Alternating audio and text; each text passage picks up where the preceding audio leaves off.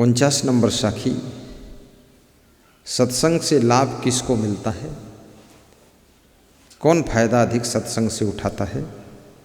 कबीर साहब कहते हैं, मलयागिरि की बास में बेधा ढाक पलास, बेना कबहु न बेधिया जुग जुग रहिया पास। बेना कहते हैं बांस को।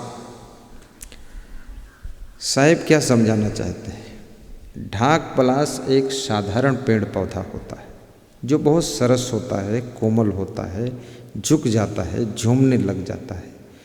तो साहिब कहते हैं वो ढाक पलास का जो पौधा होता है, चंदन के पड़ोस अगर मलयागिरी जंगल में लगा है तो झुक झुक करके और चंदन के वृक्षों के पत्तों को, डालों को छू छू करके और उसमें ऐसा लिपट जाता है और फिर हिलता डुलता रहता है उसके पड़ोस में नम्रता के साथ में।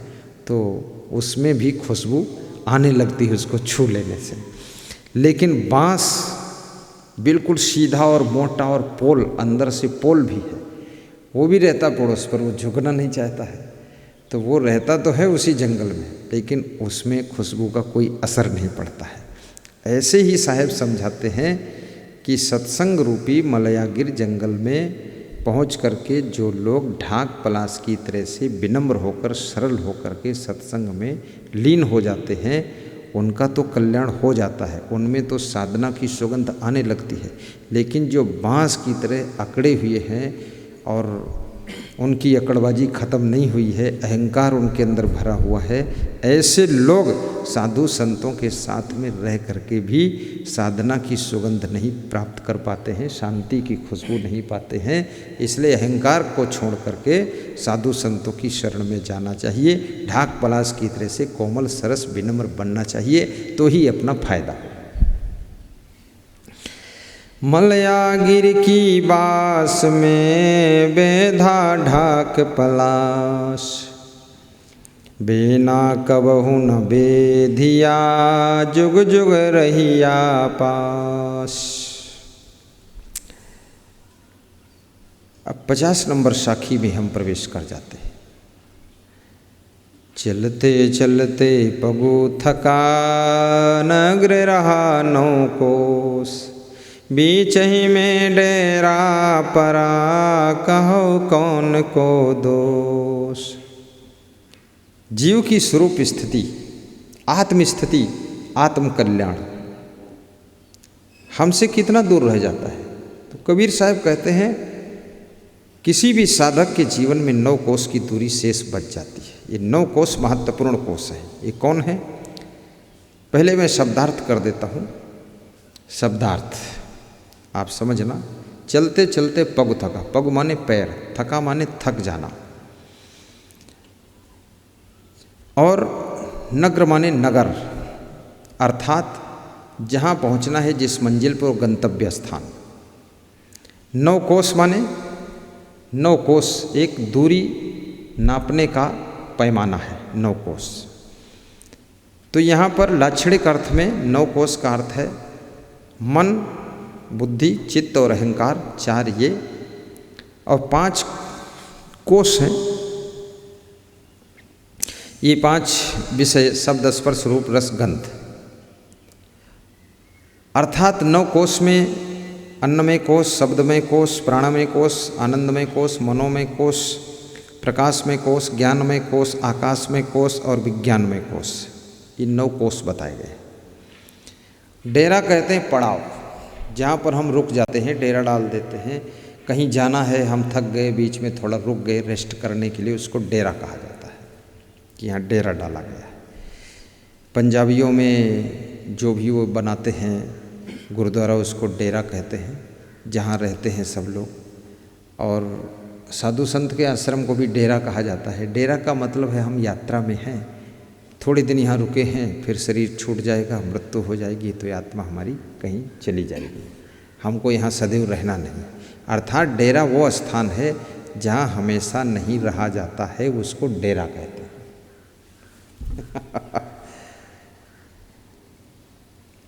चलते चलते पगु थका नग्र रहा 9 कोस, बीच ही में डेरा परा, कहो कौन को दोष।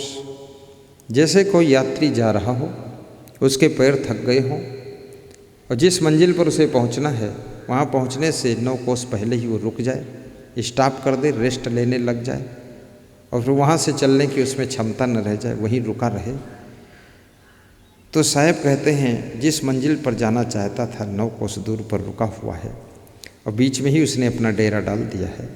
अब इसमें किसका दोष है, किसकी गलती है? किसी की गलती नहीं, उसकी खुद की गलती है।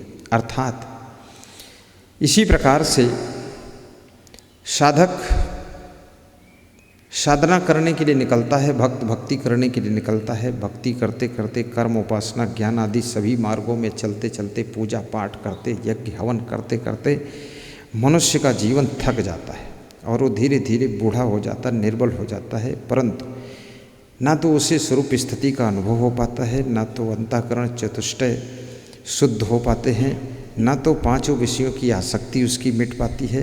अर्थात ये 9 कोस से पहले ही रुक गया, ये 9 कोस पार नहीं कर पाता है। मन चित्त बुद्धि अहंकार शब्द स्पर्श रूप रस गंध, ये 5 विषय, इनसे वो पार नहीं हो पाता है, इनके पहले ही डेरा डाल देता है। और वास्तव में सभी जीव 5 विषयों में डूबे रहते हैं, मन चित्त बुद्धि अहंकार में फंसे रहते हैं।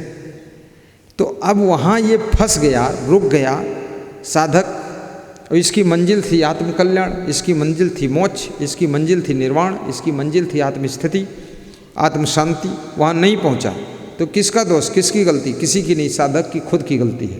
क्यों विषयों में फंसे हुए हो, शब्द स्पर्श रूप क्यों उलझे हुए हो? आप इसका त्याग कीजिए, आसक्ति को छोड़िए, आगे बढ़िए, देखिए आपको आत्म शांति की मंजिल मिलेगी। चलते चलते पगु थका, नगर रहा 9 कोस, बीच ही में डेरा परा, कहो कौन को दोष। अब 51 नंबर साखी में हम प्रवेश कर जाते हैं। झाल परे दिन याथे, अंतर परी गई सांझ, बहुत रसिक के लागते, विश्वा रही गई बांझ। विश्वा कहते हैं वेश्या को, बांझ माने जिसके कोई बच्चे पैदा न हो। बहुत रसिक का मतलब बहुत प्रेमियों के साथ में विषय भोग करने वाली स्त्री को वेश्या कहा जाता है। बहुत पुरुषों के साथ जो संबंध रखती है, तो बहुत पुरुषों से संबंध किया तो बांझ रह गई, उससे कोई बच्चे पैदा ही नहीं है। झाल परे दिनाथ है अंतर पर के सांझ, अर्थात झाल परे मतलब झोला पड़ जाना, झोला पड़ जाना यानी शाम होना। शाम के समय जो धुंधला पर अंधकार होने लगता है उसको कहते हैं झाल परे। दिन आते, दिन का अस्त हो जाना, शाम की शुरुआत हो जाना, अर्थात बुढ़ापा आ जाना। अंतर माने भीतर, अंतर माने भीतर, और रसिक माने विषयी। अर्थात जैसे किसी राहगीर के रास्ते में जो उसकी मंजिल है, जो उसका गंतव्य स्थल है, जो लक्ष्य है, वहाँ पहुँचने से पहले ही शाम हो जाए, अंधेरा होने लग जाए, दिन डूब जाए, रात होने लग जाए, अंधकार आ जाए, तब वो आदमी क्या करे? रास्ता दिखता नहीं है, अब कैसे जाए? इसी प्रकार से किसी व्यक्ति के जीवन में स्वरूप स्थिति आत्मज्ञान प्राप्त होने से पहले ही यदि शरीर बूढ़ा हो गया, कमज़ोर हो गया, इंद्रियां कमज़ोर हो गई, आँखों से दिखता नहीं है, बुढ़ापा आ गया, अब वो बेचारा क्या करे? मन में अंधियारा छा जाता है। और इसी प्रकार से उदाहरण देते हैं कबीर साहब कि जैसे वेश्या बहुत विषयी पुरुषों से संबंध करके बांझ रह जाती है, वैसे ही जीव अनेक विषयों कल्पित कपोल कल्पना ढोंग ढकोसला आडंबर में पड़ करके स्वरूप स्थिति से दूर रह जाता है। आत्म कल्याण इसका नहीं हो पाता है। इसलिए बहुत ज़्यादा मतांतर में भटकिए मत, पारक सिद्धांत को पकड़िए, अहम शुद्ध चैतन्य स्वरूप को समझिए, आपका कल्याण होगा। झाल परे दिन याथे, अंतर परी गई सांझ, बहुत रसिक के लागते विश्वा रही गई बाँझ।